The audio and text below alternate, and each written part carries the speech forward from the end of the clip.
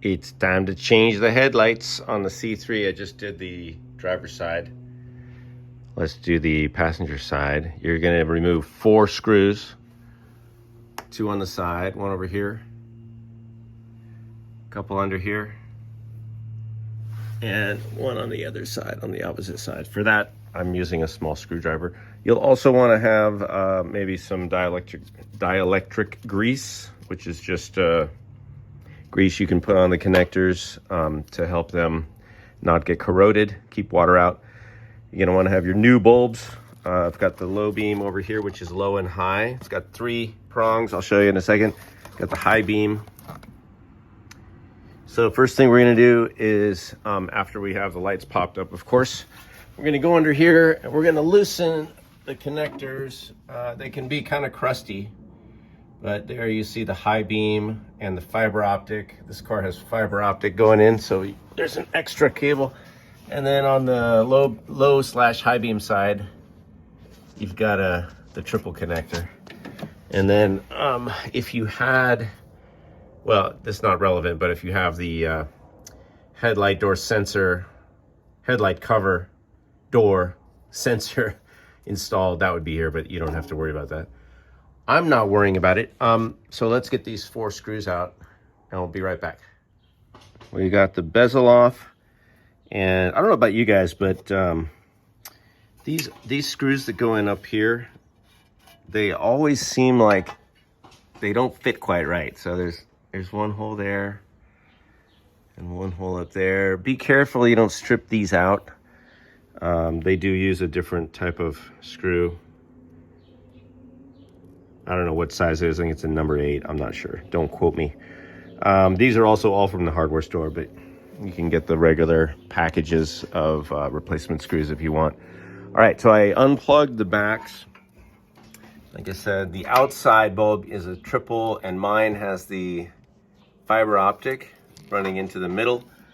Where's the other side? It's gone. Where'd it go? It's up there. It's up there somewhere. I think I lost it. Anyway, yeah, you might need to pry those off. I used like a little screwdriver behind the connector and sort of pried it off. And now we've got 3 screws on this retainer. This is your headlight bulb retainer ring. 1 at the top, and then 1 inside, a couple on the inside, a couple on the outside. Pretty easy. Take those 3 off. I'm gonna do 1 at a time, but you could do it all together. It doesn't really matter. All right, we got that retainer off. Here's the old bulb. I think it's, man, maybe that's original. Look at that. Kind of crusty. Yeah, this one was not even working. Looks like it has some, you see the inside? It's got like water. I think it had water on the inside. Anyway, glad to get rid of that. So let's get the replacement out. Got this. And by the way, you guys, if you don't know this, every one of these buckets, these headlight bulb buckets, if you're rebuilding your headlights all together, every one of these is different. So these are specific. It's not just like outside, inside. It's inside right, inside, outside right, and then inside left, outside left. So just note that if you're rebuilding. I have a video on that. While this is open, I'm going to go ahead and get some anti-rust stuff on some of these parts under here because they are not looking great. And these were all nice and new, and now they're kind of getting crappy because the car is parked outside. At least it was. Now it's inside. But I'm going to do that just as an extra step. You don't have to do that. And then it's just the reverse. It's super easy. Just put in the new bulb, hook it up, put everything back together. I'll be back in a minute. All right, let me show you guys. When I use dielectric grease, I do different things on different kinds of connectors, but I cram some in there. And the purpose of the dielectric grease is really just to seal the connector from water. And also, if it's like a boot type, like this one, you can put some around the outside. Don't fill it up though. Don't pack a bunch of dielectric grease in there. You don't need to do that. It just, helps get boots on and off. It helps water stay out of areas. Also, I use some of this surface shield, this blaster surface shield, which is a rust protectant. It does stay greasy though, just note, and it's kind of smells weird. But you can put that on, like I put it on here, some on there, I put some on these springs.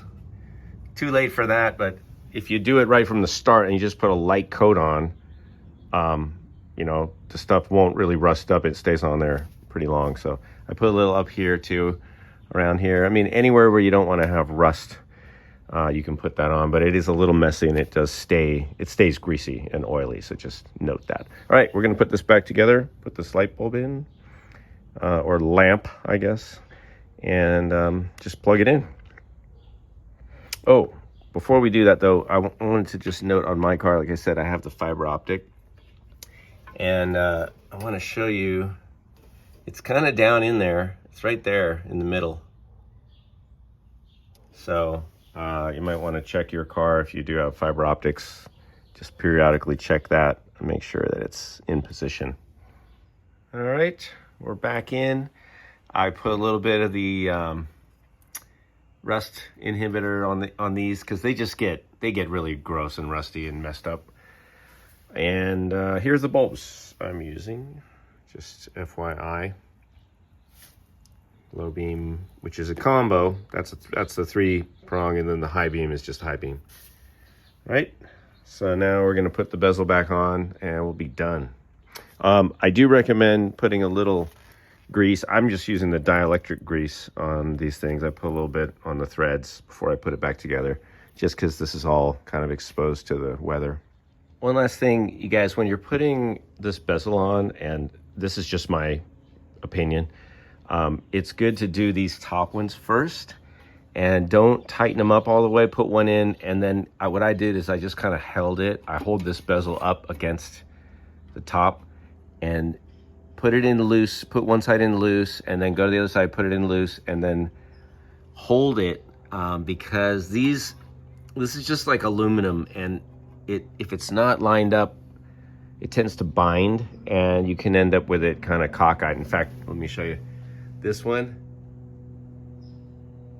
Not good. So I'm gonna work with that a little bit more, but these went in okay, but just gotta, you know, kind of work them in a little bit at a time. And then the sides are easy. So we're gonna do that and we'll be done. All right, well, I got half the lights working. I don't know why, but the regular beams are not coming on, the low beams. But these are the high beams. Hello, hi. Hi. Yeah, well, they look like headlights. All right, so aside from some wiring issues, we're good to go. And the other thing I'm excited about is we have, I don't know how well you can see it, but we have fiber optic indicators, guys. Huh? How fun is that? I think the turn signal, does it turn? Oh, maybe the turn signals aren't hooked up. Oh yeah, well the car's off right now, so never mind. Let me see. Yeah, okay, let me see. Do we get that? No, they're not hooked up right now. But next time, we'll get this all figured out. But that's it for now. Thanks for watching. If you learned something, great. If you got any tips for me, even better. See you guys later.